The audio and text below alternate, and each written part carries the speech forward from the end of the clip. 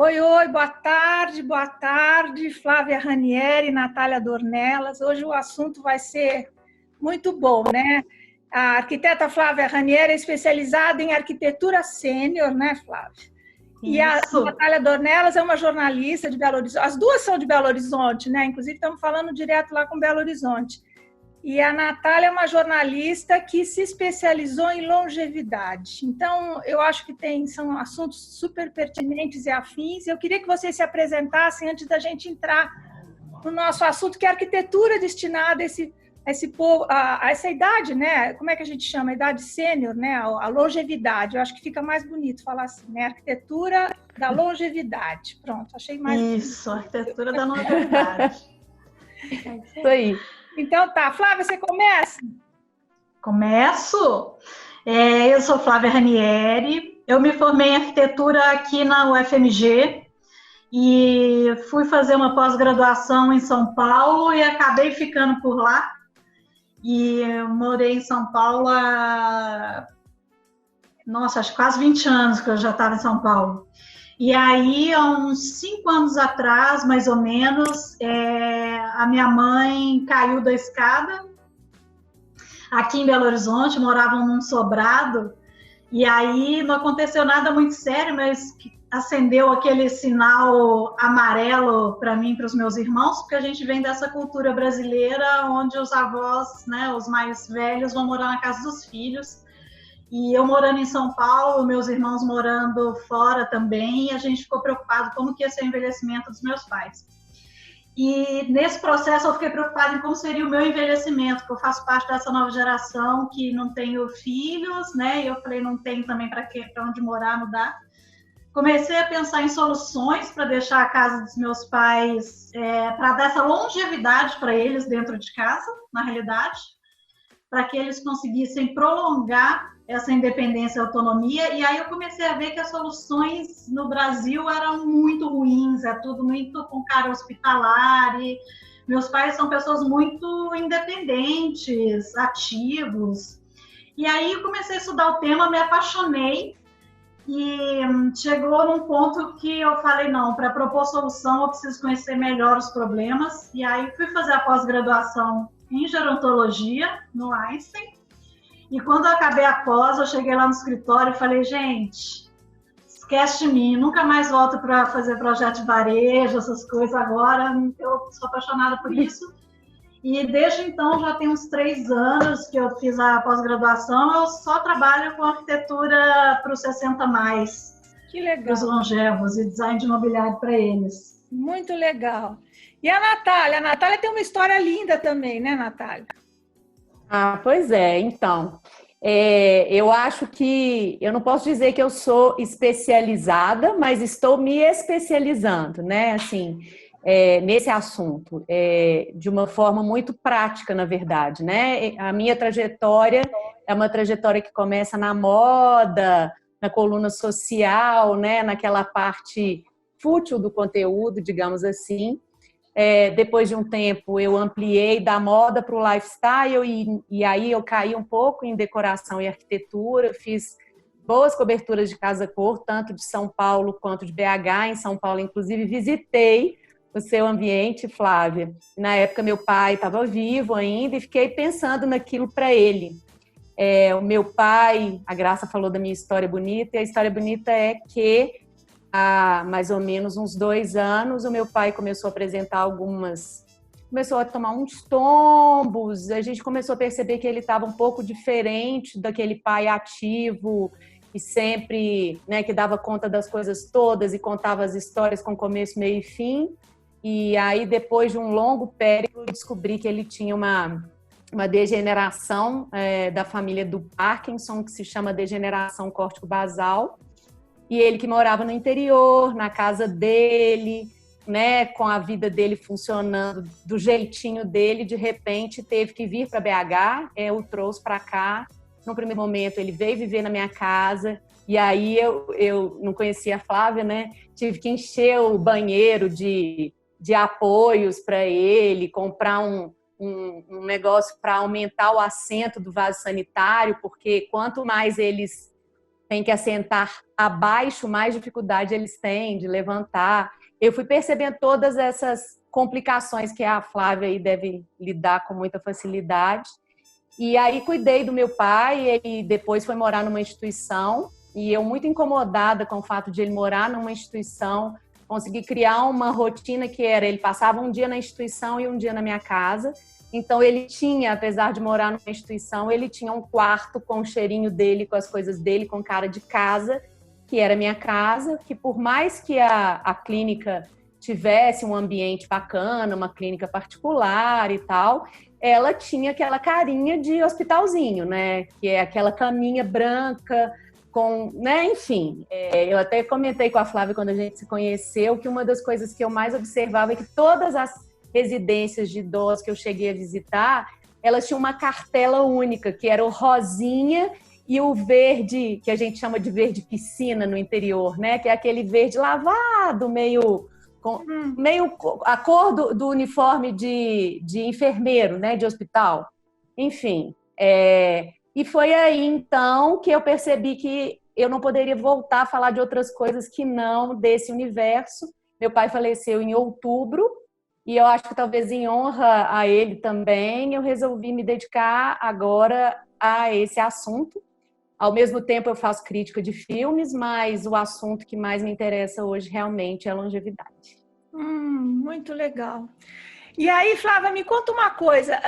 O que você pode falar para a gente em termos de arquitetura sênior e que seja uma coisa que a gente consiga praticar no nosso dia a dia, ou enfim, que a gente já, sabe, que não seja uma coisa estereotipada já para idosos, quer dizer, coisas que podem facilitar, porque o objetivo é dar qualidade de vida para as pessoas, não é esse o objetivo? Exatamente.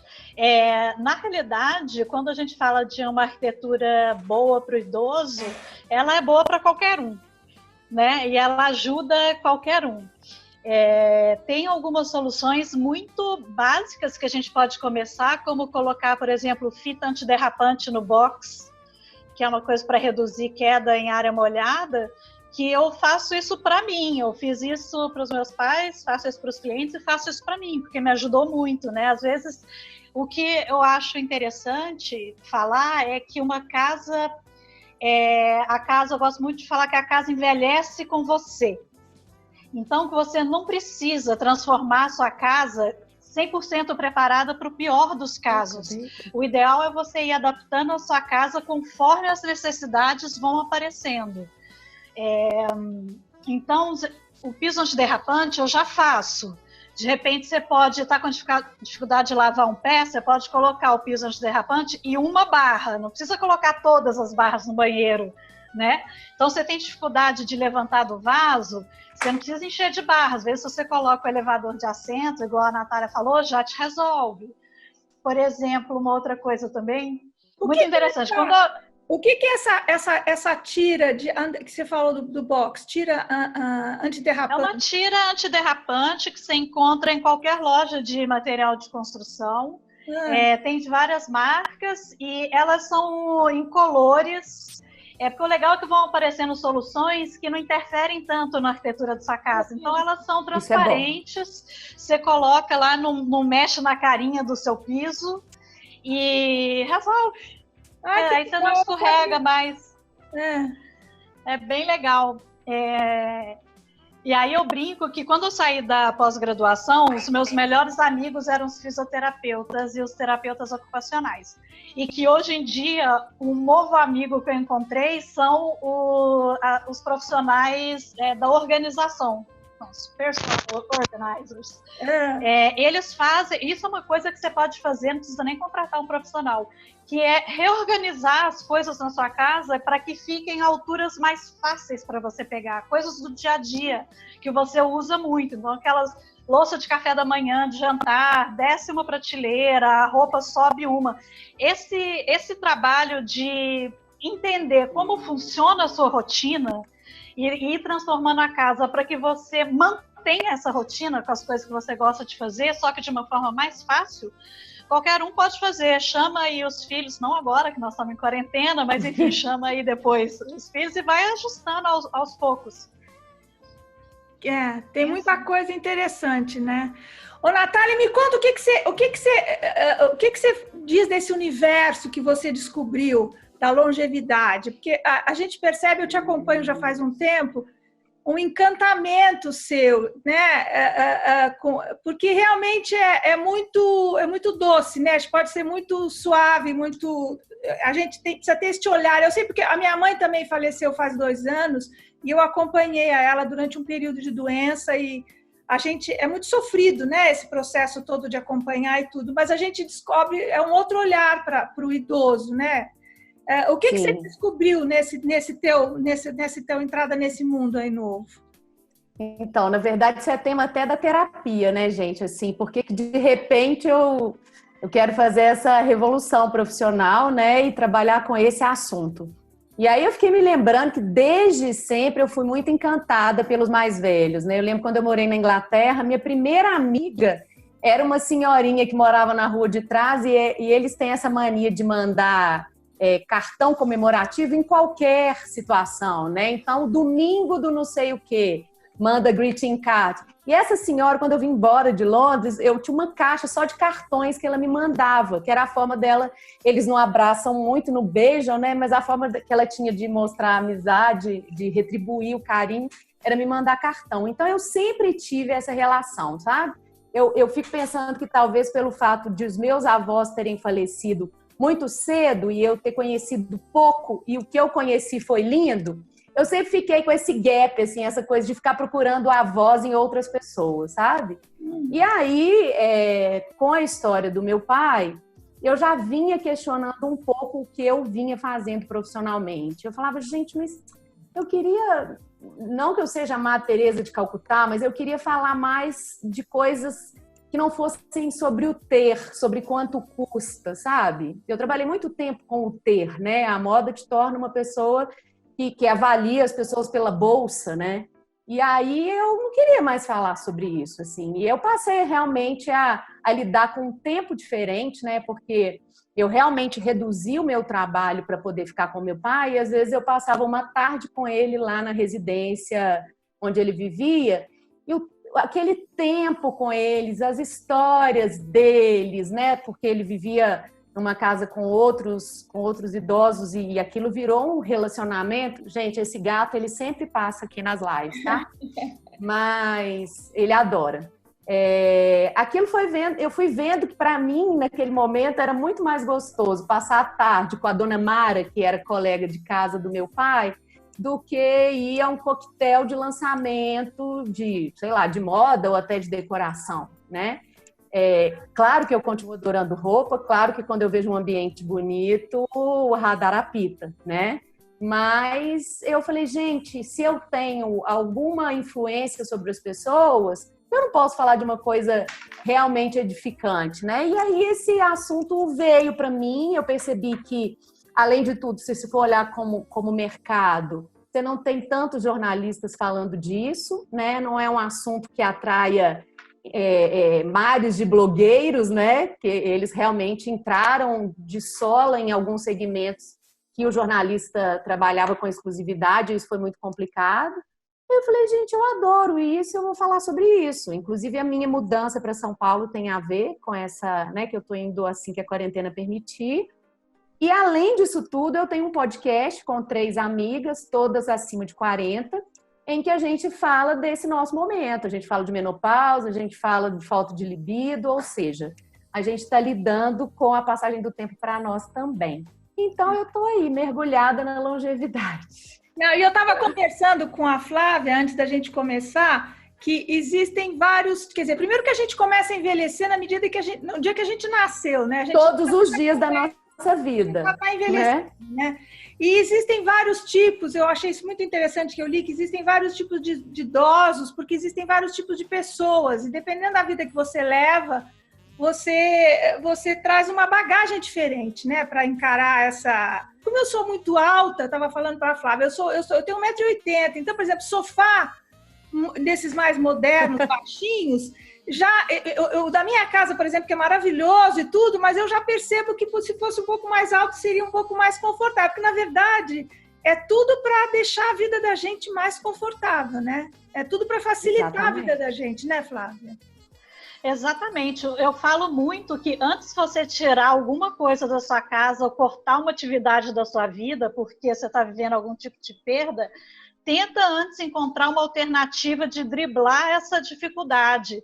Então, eu falo, por exemplo, às vezes um filho chega para mim e fala assim, minha mãe não vai mais cozinhar porque agora ela está esquecendo muita panela no fogão.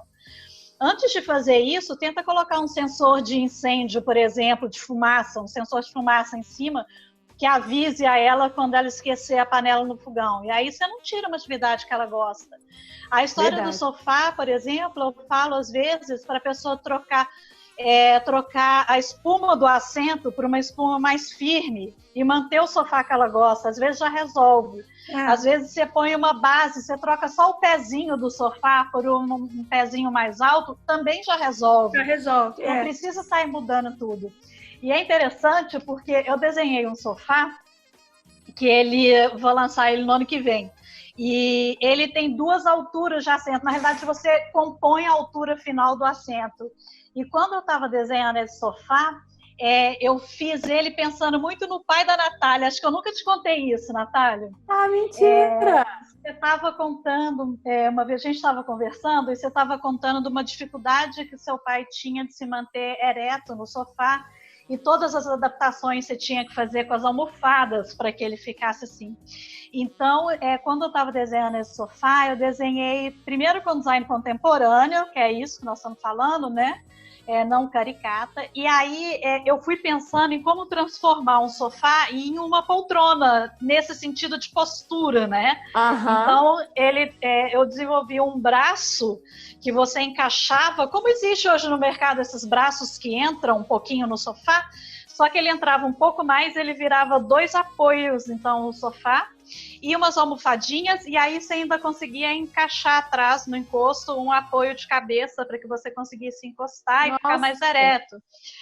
Então, só que é isso, assim, como que a gente vai criando essas soluções? Quando você conhece os problemas. Então, quando as pessoas chegam para mim com um problema, aí eu tento fazer uma solução de uma forma que fique bacana e não com cara hospitalar. Então, não existe padrão, porque não existe dose padrão, porque não existem pessoas iguais umas às outras, cada um vai ter uma dificuldade diferente. O que é mais importante é a gente ouvir o outro. E ouvir qual é a dificuldade dele e aí sim encontrar uma solução. Não existe solução padrão. Não, e é muito legal porque existia essa ideia nova, porque quebrou-se um preconceito, né? Porque tinha uma coisa do idoso que agora é tão legal que as pessoas tenham esse olhar, né, mais amoroso para isso e menos preconceituoso, né? Quer dizer, eu acho incrível, acho maravilhoso, acho bem bacana. Ô, Graça, você estava falando aí, né, de que os idosos não são iguais. E tem uma questão que os especialistas falam muito, é que você considera a terceira idade, maioridade, que seja, a partir de 65, e isso pode chegar até 120, né? Então, eu vou pegar uma pessoa como você e vou preparar as mesmas coisas que eu preparo para você, vou preparar para um senhor de 100 anos. Eu, ultimamente, tenho conhecido muitos centenários, né? Quer dizer, são várias gerações dentro de uma denominação só, né? Então, eu lembro quando o pai ainda vivo, eu descobri que ele era considerado quarta idade. A quarta idade é a partir dos 80.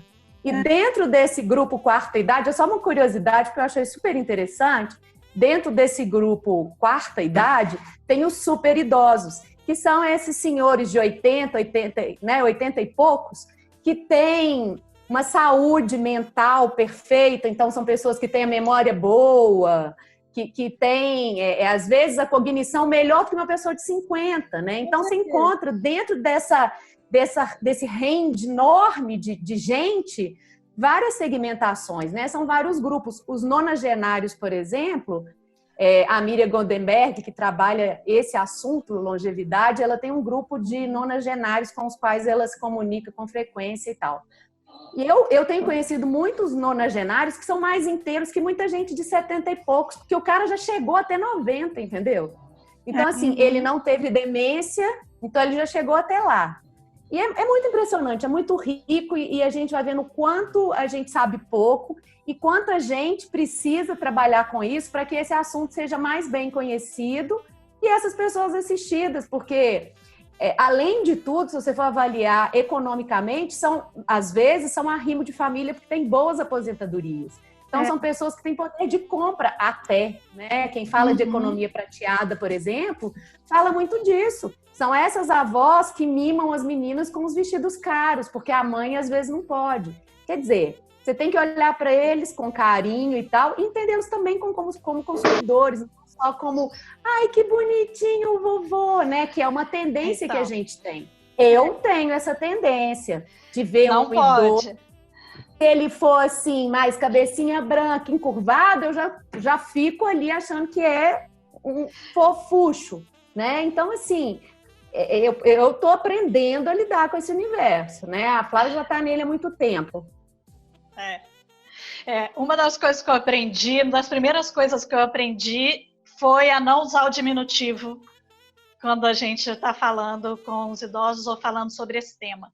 E é muito interessante como essa visão do envelhecimento tem mudado muito, e tem mudado muito rápido. A visão de 5 anos atrás para hoje já evoluiu bastante, e isso é muito bom. Então, uma delas o idoso não tinha voz antigamente, hoje em dia ele tem a voz, isso é muito legal. O idoso, ele não é criança, e isso é muito importante que os filhos e as pessoas entendam. Então, a questão do diminutivo, quando a gente usa o diminutivo, é uma forma de infantilizar o idoso. E o idoso, ele é um ser adulto com uma carga de vida maravilhosa atrás, que não dá para a gente infantilizar, não, né? Então, isso tudo, e mesmo quando a gente fala muito de envelhecimento saudável hoje em dia, mas o mais interessante e que tem mudado é que mesmo quando a gente trata de doenças como comorbidades ou mesmo demências, já está entrando uma visão de como dar autonomia e independência para idosos com demência, para idosos com comorbidade. Então, a doença, ela parou de ser um fator obstáculo para que ele não tenha voz ou para que ele não tenha uma vida com futuro, né? Que era o que a gente estava falando, Graça, que o envelhecimento, ele é um processo, né? E o futuro faz parte desse processo. Então, a gente precisa manter essa questão do propósito de vida para sempre. Não importa a idade, centenários, quarta idade, não importa, isso é super importante. Para se sentir vivo, né? Aquela coisa que se pergunta assim, o que você faz? Eu sou aposentada. Gente, acho que eu me matava, sabe? Porque você tem que ter um projeto, você tem que ter não importa o que seja, mas você tem que ter um objetivo. Agora eu vou atrás disso, agora eu vou fazer aquilo, agora isso me faz bem.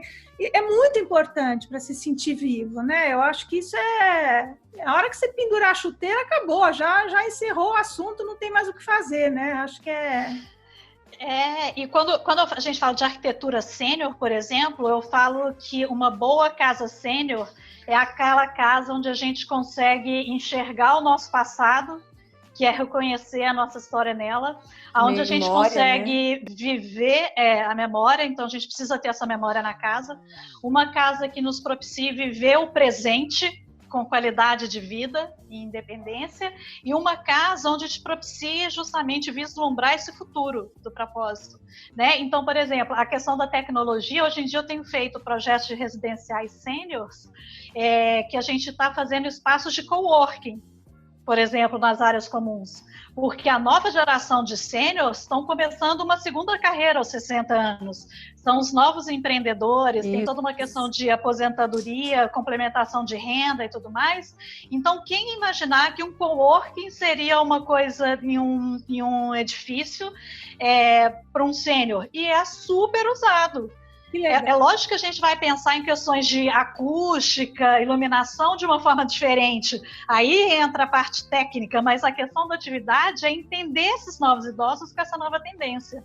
É muito engraçado essa turma, né? Porque dentro desse grupo de trabalho em que eu me inseri, né, para começar a realmente falar do assunto com propriedade, eu conheci uma turma em São Paulo, capitaneada pela Laila Valias, né, que foi até quem falou que eu deveria procurar a Flávia. A Laila é uma menina de menos de 30 anos que sabe muito do assunto longevidade, talvez uma das grandes autoridades nesse assunto hoje no Brasil. E aí ela tem uma empresa junto com a Cléa e mais uma terceira pessoa que eu acho que é a Beth Marim, que se chama Hype 60+, que é uma assessoria de marketing focada nesse mercado prateado.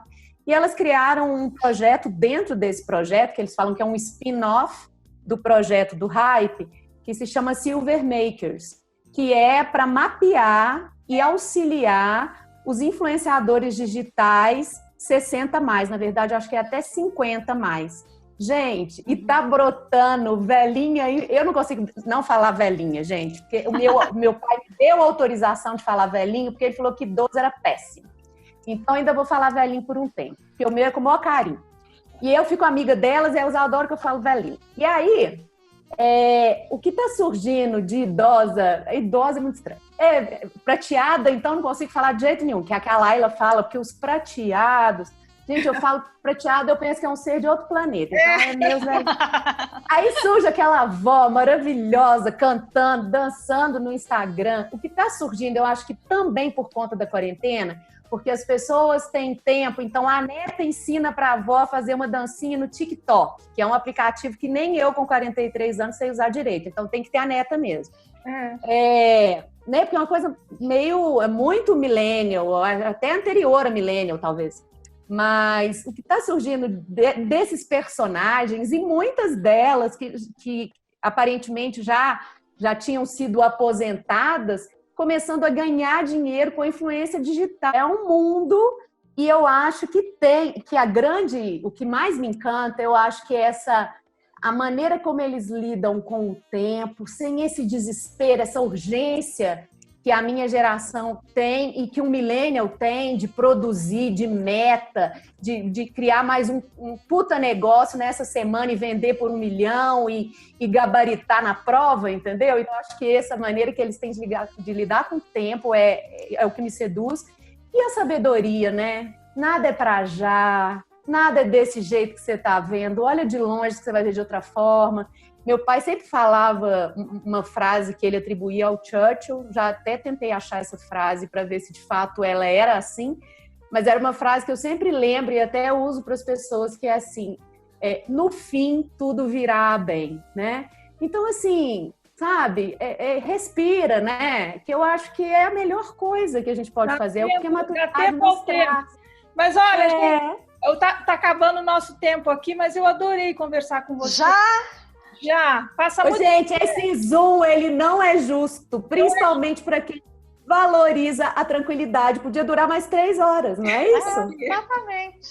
A gente ia ficar aqui nesse papo direto, porque foi muito bom. Adorei conhecer a Flávia, conversar com ela. Natália, querida, espero você em São Paulo. A Flávia vai ter um ambiente na Casa Cor, né, no segundo semestre?